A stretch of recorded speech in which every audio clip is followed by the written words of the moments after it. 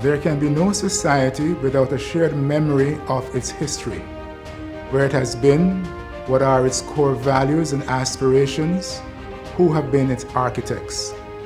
The Eminent Caribbean Jurists Awards was conceptualized in 2019 to recognize and celebrate those outstanding jurists who, by dint of their brilliance, hard work, and determination, have made a consequential contribution to Caribbean society.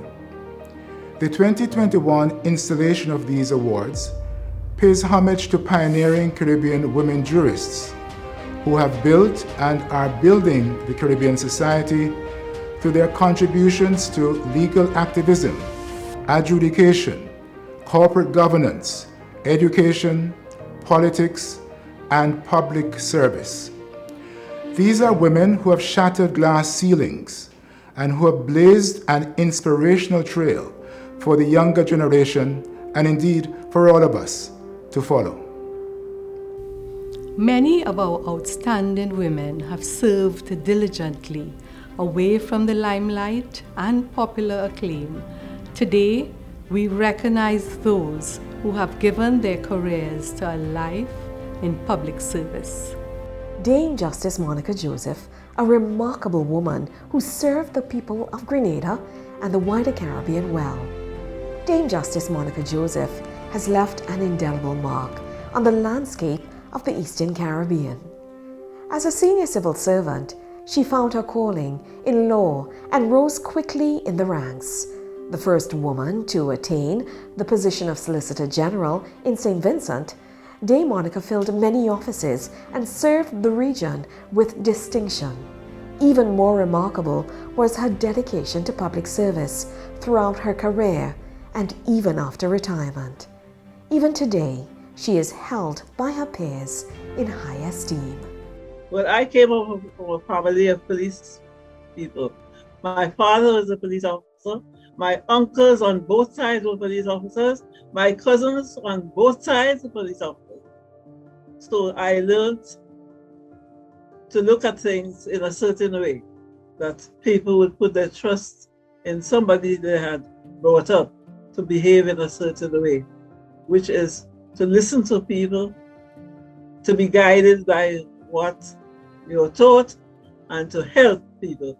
My family believed in helping persons, and they passed that on to all of us. Okay, I will first start by saying that what has impressed me most about her is her rounded personality. And I'm actually quoting from one of the lawyers who said, and I want to, well, this is in the, no wonder Monica made such an excellent judge. She has always been a rounded and balanced personality with a judicious blend of common sense, good humor, love, and discipline. That is what struck me about her, how well-rounded she was. She was involved in public service, well, in public life generally, and I think that brought a lot to bear on her performance as a judge and performance generally. In fact, even before she became a judge, she worked in the legal office and she climbed the ranks, until she became acting director of public prosecution or director of public prosecution. And from then she went on to be a judge. I think I felt very good about it. And I was, of course, very surprised because I didn't expect anything like that. It just came out of the blue. One day I got a call from the judge who was then serving incidents, and he informed me that the Chief Justice had asked him to ask me if I would be prepared to join them on the bench. And I agreed to do that. And the next thing you know, I was appointed the first female judge to operate. I was very pleased, I was very honored, to say the least. In looking at her, I paid a lot of attention to remarks made by lawyers in St. Vincent because she spent a lot of time in St. Vincent. And at the meeting, which was held when she was about to retire, it was pointed out that that was the first time the Bar Association had been so united. Everybody really showered praises on her. And they referred not only to her work among them in St. Vincent, but throughout the region. The president of the Bar Association said that she was known throughout the region for her hard work, for knowledge of the law, and above all for her honesty, fair play, and integrity. And, I think that is important to hear from people who had been working with her, throughout that time. So I paid quite a lot of attention to that. And well, apart from that, I think what is important is how the people in St. Vincent saw her, because she was so much involved in life in St. Vincent. And it started from Grenada when she was a young girl and was involved in guiding Netball Association. She was also involved in the eruption in 1979, and that was the first eruption since 1902. And she helped to coordinate the relief efforts. And, one person pointed out that sometimes she spent nights at the office without sleeping. So she played a very important role. And additionally, shortly after the eruption, we went into independence. And there again, she was on a committee preparing a souvenir for the independence.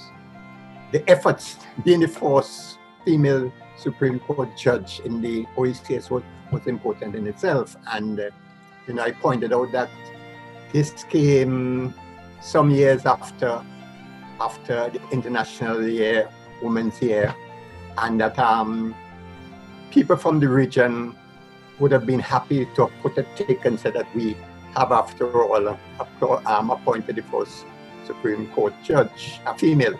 And I went on to say that it was not in deference to International Women's Year, but it was based on the work and personality of the individual itself. From the north to the south, I served the OECS as best I could. And I must say that from the feedback that I'm getting, I feel people regarded me as somebody who was willing to learn still, even at my age, although I don't want you to look at my age, you must look at me. Yeah. But I'm happy that I see quite a number of young people becoming involved in the legal profession, and also in helping people around them. I was totally surprised, but pleased and highly honored that they would pause and recognize the little that I tried to do to help the people around me. Her Excellency Louise Michelle Young's life and work reflect a woman championing change and the expanding world for women and society. As with the emergence of the first political party in Belize, Louise is credited with many groundbreaking achievements and firsts. She demonstrated a penchant for excellence during a time when women were just beginning to come into their own in Belize. As ambassador to the United Nations, Louise redirected her intellect, passion, and energy onto the world stage. With a bold career marked by service, she ensured that her impact has been local, national, regional, and even international. I think I have the reputation in Belize. I hope I'm not wrong, but I think I have the reputation in Belize for being honest and straightforward, and for doing the best I can for people when I take on a job. I think that I have set that tone, that it's all about the service and the integrity of your service, and not about how much money you can make at all costs. That is not the end goal. And I think I have that reputation, and I hope people appreciate that. And that's what I want to leave. Passionate and driven in anything she does. She doesn't do things half-heartedly. If she says she's going to do something, she'll do it to the best, thorough. She's very thorough.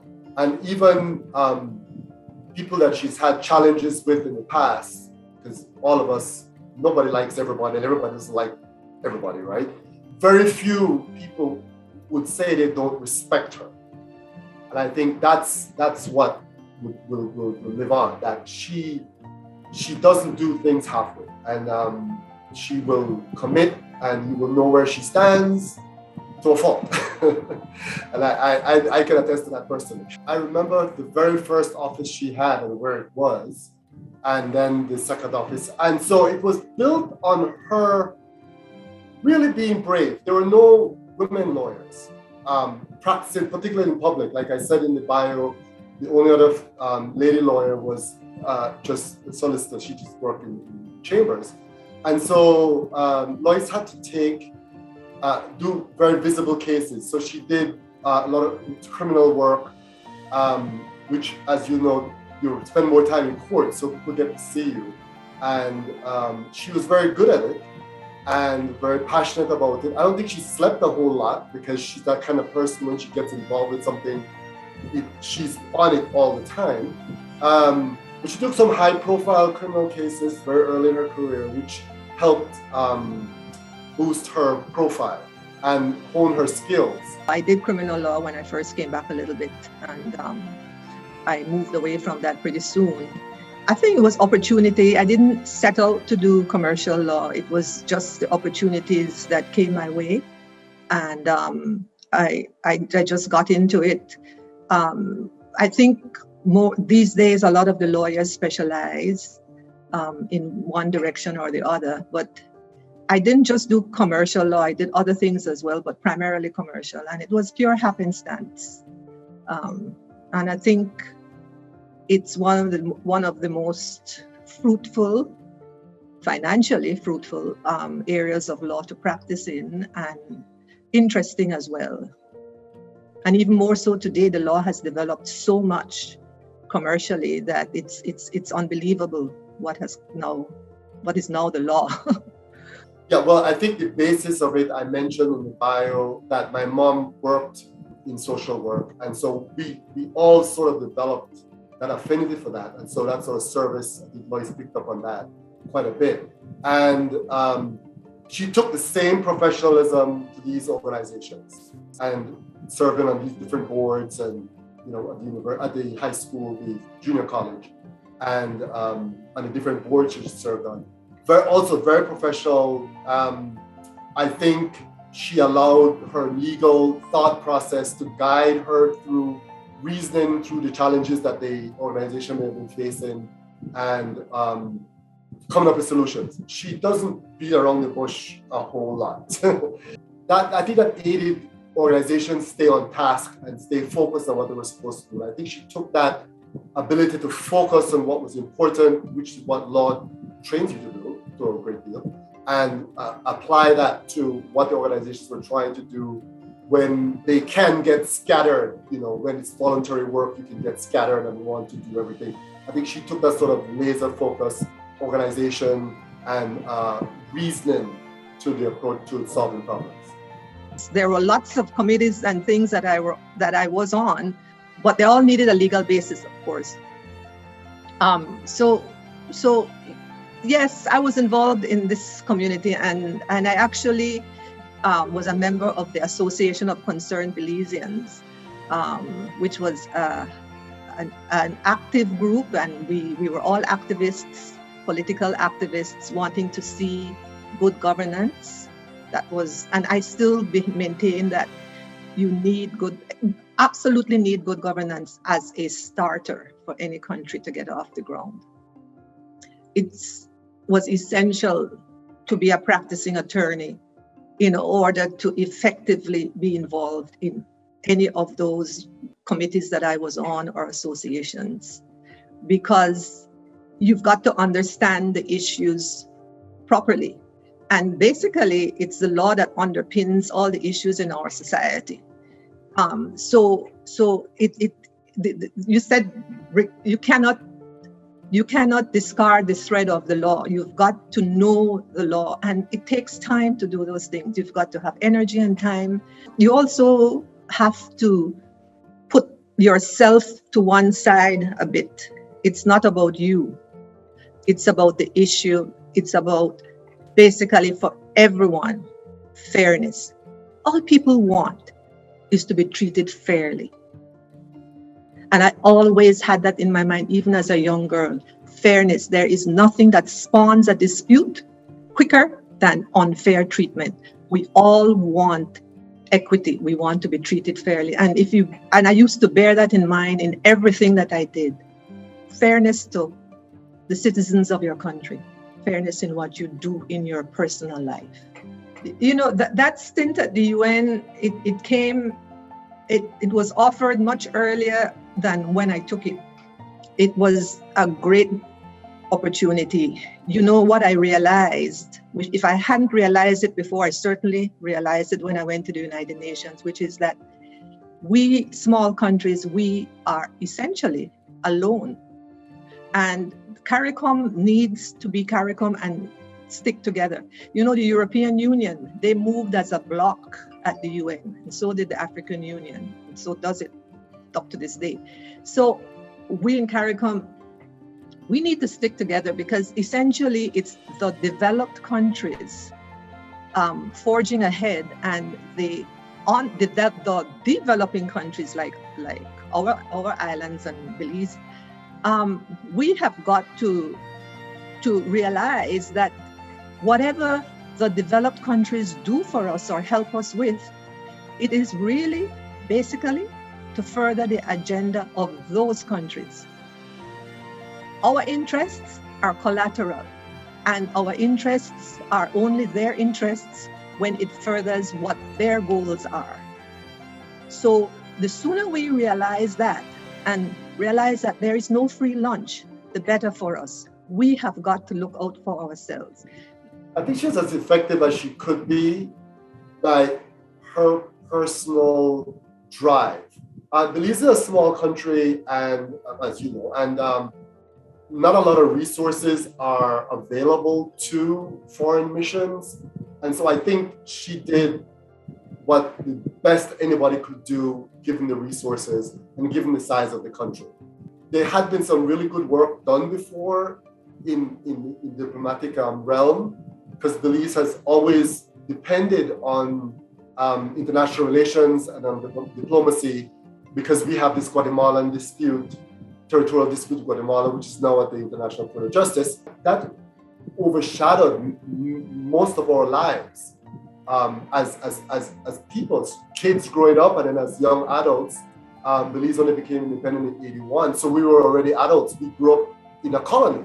Going to that forum was a continuation for her, was a continuation of representing Belize and establishing Belize, which is something that we grew up struggling with, dealing with the Guatemalan problem. And so she kind of took that to the international forum as we continued to struggle with the problem. And it really culminated with the decision, which was done by a national referendum, to go to the International Court of Justice. So there will be no more direct negotiations between Belize and Guatemala. We would go to court. And she was the ambassador at the time when that was done under the previous administration. I mentioned in the bio about the building of the new capital of Belize. When it wasn't involved, climate change, started in the 60s. And then in 1971, the capital moved. And it moved because of weather, right? Because not weather, climate, hurricanes. That's why it moved. It's because Belize City, which is the largest metropolitan area in the country, is only 6 inches above sea level. I have known that from the time I've known myself, right? We were always very aware of that.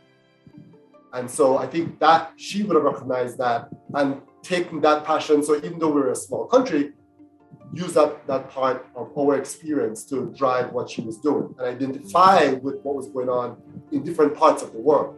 We have got to look out for ourselves. Look, we have funded their wars. We have funded their development. And now we are the victims of their development where climate change is concerned.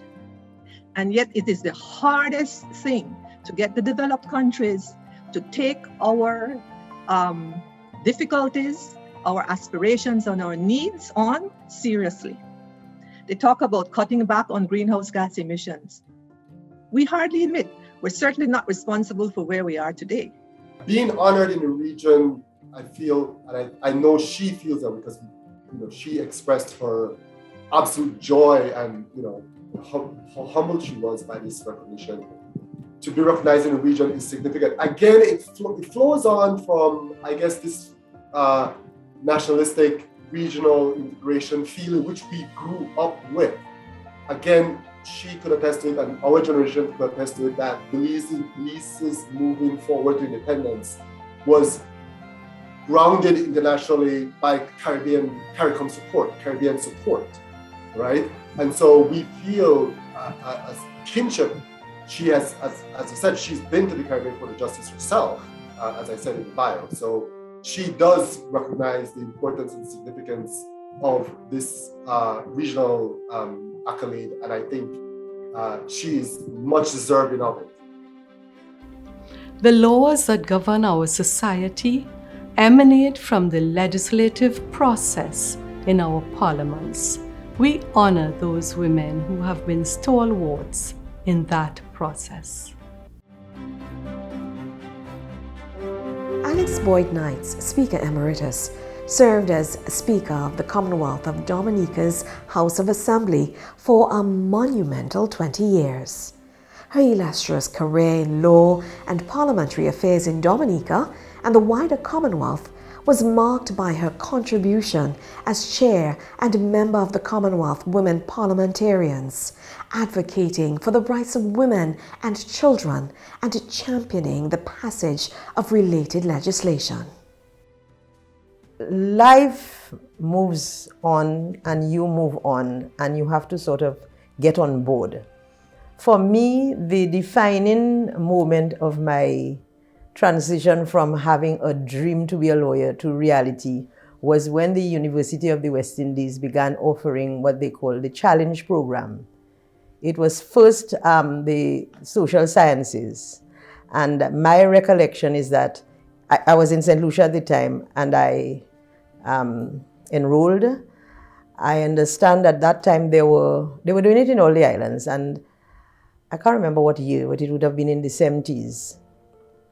And I recall being told that the 133 persons had enrolled, all the lecturers were enthusiastic.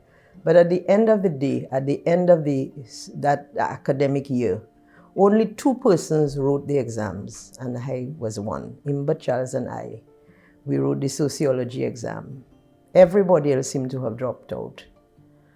And I saw it as a means of testing whether my ability to learn was still there. And the results of the exam informed me that I was. And so I did another 2 courses. And then one day I was told by the resident tutor of the day that she had enrolled me in a class.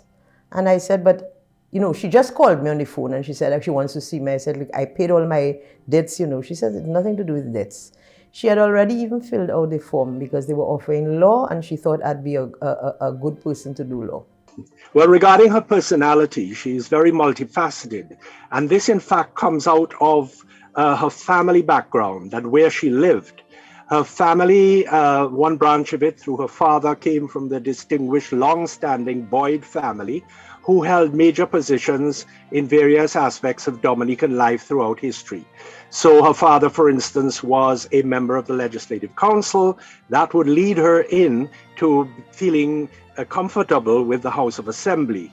Her mother was also extremely multifaceted. She made cakes and baked, and also was a great gardener. And this, in fact, has come through to her as well, both of those aspects. And she was also born and brought up in the center of the capital of Dominica, in Roseau. And therefore, all of the major activities, particularly cultural things like carnival and all, would be passing right in front of her as a child. And growing up, she was participating in all of this. Her mother was very active as well. And through school, she was also linked to many of the other families who were participating in major social aspects of Dominica. So she was really very well grounded in all of these aspects that we think have formed her character and her personality as an adult. And the contributions that she has made over the years at present are all influenced by those linkages, both in politics, in community service, and also in creativity in terms of gardening and cooking and that kind of thing. And then I applied to UE. By that time, the children were at university, my first two girls, and I had a little one as well, but she was with me. And then I got into UE in 1987. At that time, my eldest daughter was in her final year, and the other one was just starting engineering in Trinidad. So when 1987 rolled along and I had done very well in my exams, everybody did well in their exams, my mom passed away. And so I had to bring my baby daughter with me into my final year. We made it, and then I brought her to law school with me. We made it there too. And when I was writing my final bar exams, that is when my daughter was doing her common entrance. By the grace of God, we all got through very well. And when I was finished, I decided I wasn't going back to St. Lucia. I was going to go back to Dominica.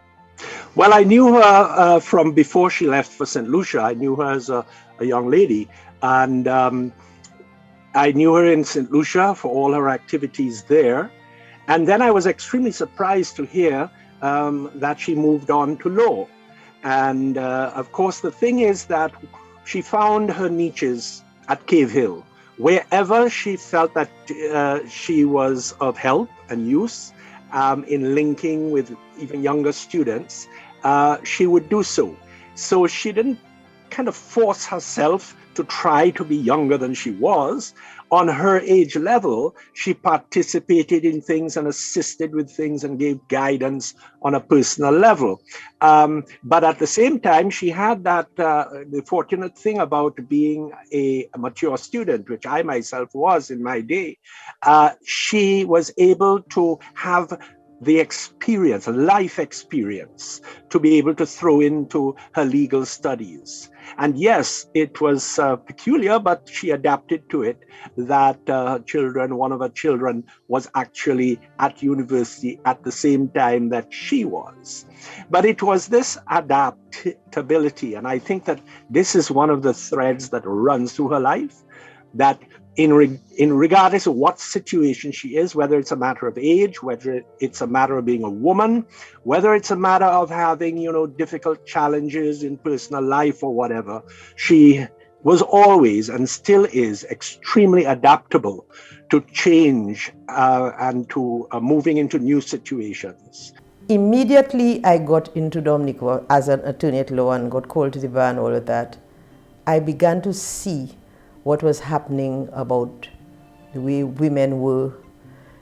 I don't know what happened between Miss Charles being the first woman prime minister and her leaving office and the UWP ascended into office. Somewhere along the way, the heady days of Miss Charles's tenure and how women felt about themselves had just almost dissipated, and first of all, I had to deal with the women. I had to go in there and let them know, look, you all have rights, you all can own property and all of this. And I also realized that there was a high incidence of child abuse as well, child sexual abuse and so on. And it came into my lap, so I just dealt with it. I went all over Dominica advocating for women. So you see, mine wasn't just sit in an office and go to court. I saw a lawyer's role. You learn so much about people's rights, the law, and how people can get over people who try to do one on them. And I felt I had to let people know, look, you have rights and you can do this and you can, and these are the steps that you can take and so on. I joined the DNCW, Dominica National Council of Women. But I have this perverse trick, if you want to call it that. I saw them as a group of tea and sympathy. Oh, man beating you. Oh, he'll get over it. Just pray. I said, no, fellas, we have to do more than pray. I introduced them to the Domestic Violence Act, and I fought my way through officialdom and everything else to get the domestic violence legislation at a cost almost to my life. Because Old Year's Night, I don't say that in any particular fora before, but it needs to be said. Old Year's Night, I was going to my home after midnight mass, and that was when the Domestic Violence Act was being debated in the House. We stopped for Old Year's and we had to continue after. And a few people who were aggrieved got people to stone my car on the pretext that I had stopped a dance happening next door. It was not anything about that. They stoned me, and every window and door and piece of glass in my vehicle thing, they stoned me for about 3 hours while I sat in my car. Well, I think once again, she kind of set a niche for herself. She worked out where it was that she was going to apply her experience in a legal field. Actually, she opened her office. She rebuilt an old building in the middle of Roseau, just less than 200 yards from where she was born and brought up. And there she was in the central street of the capital at a main junction. And she realized that there were issues in society related to women and children, and the difficulty that women were having with their lives in terms of domestic violence, for instance, the struggles of making ends meet with the very limited requirements of the law put on men to give maintenance and support to their women for the support of their own children, who very often they ignored. And so she used the media that was available at the time, which was mainly, of course, the radio and our little television station, to basically bring this to the fore, and also to defend women actually in court and fight for them. So she decided that that was the role that she would play. That was the area that she would concentrate on. And it was extremely effective indeed, because she had a very kind of, you could almost say, volatile. I was going to use the word dynamic, but I think volatile is better. Like, you would not cross her path. And it was clear that if a woman was going to Alex Boyd Knights for assistance, that alone would send warning signals to the men who had mistreated them or had not given their full financial support and stuff like that. So by her personality alone, it was in a way a bell that was ringing to anybody who had transgressed in that field. And many women, of course, once the news went around, many women would go to her for help in this regard. She was not unaccustomed as a child growing up to links with parliament and politics, because her own father was a member of the Legislative Council in the 1950s, 40s, 50s. And therefore, she really moved, and she was moving in the circle of friends and associates that were tied in with this. And she was offered the post of Speaker of the House. Now, what is fortunate about Dominica is that women have always played a major part in politics in Dominica. The first woman to be a member of parliament in the whole of the Caribbean was in Dominica. And of course, the first Caribbean prime minister, a woman prime minister, was from Dominica. And the speakers before her, clerks of the House, there was also the path laid by women in Parliament in Dominica before she arrived. So the fact that she was a woman was not necessarily an issue. It was more her personality that she brought to the House. Very strict, very rigid, and in the early years of her speakership, she was assisted by a very distinguished a woman who had written a book about parliamentary procedure, who was a clerk of the House, who was a former Speaker of the House at the time of Dame Eugenia Charles. So she had this great guidance and anchoring there, and she continued on for 20 years. I mean, the thing is that she really raised a lot of hackles because of her strict behavior in the House and her no-nonsense attitude. And to the point where a number of calypsos at carnival time were made about her. There was one, for instance, that was very famous, likened the House of Assembly to an animal farm. And she was the crapaud, she was the frog for some reason. And that did not daunt her. She stood on the veranda of her office, which has in the center of town, and she watched the bands go, and people would be pointing at her and she'd be pointing back because of the fact that the calypso was representing and talking and singing about her pattern of administration within the House of Assembly. And sometimes people really felt she had gone too far, but it was all based on her belief that if you don't have order in the House of Assembly, mayhem will reign, particularly in the kind of Pekong, Mepui, as we say, politics of the day. So she had to be strong. You have to be strong to deal with this. And then on top of that, of course, she gained a great deal of recognition across the Commonwealth with all the female Commonwealth speakers and speakers generally.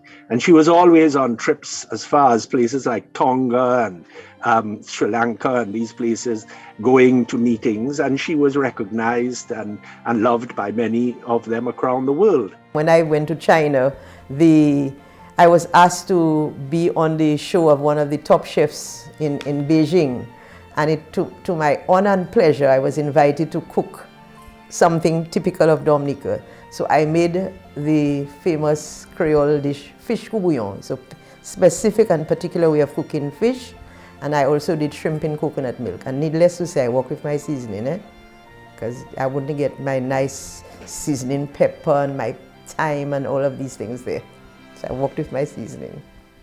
The attitude that Dominicans have towards her is, of course, split, because mainly along political lines, because of the fact that the opposition felt that she was unfair to them, whereas she was just basically trying to lay down the law. So there's a body of people that feel that her manner was too rough and uncalled for.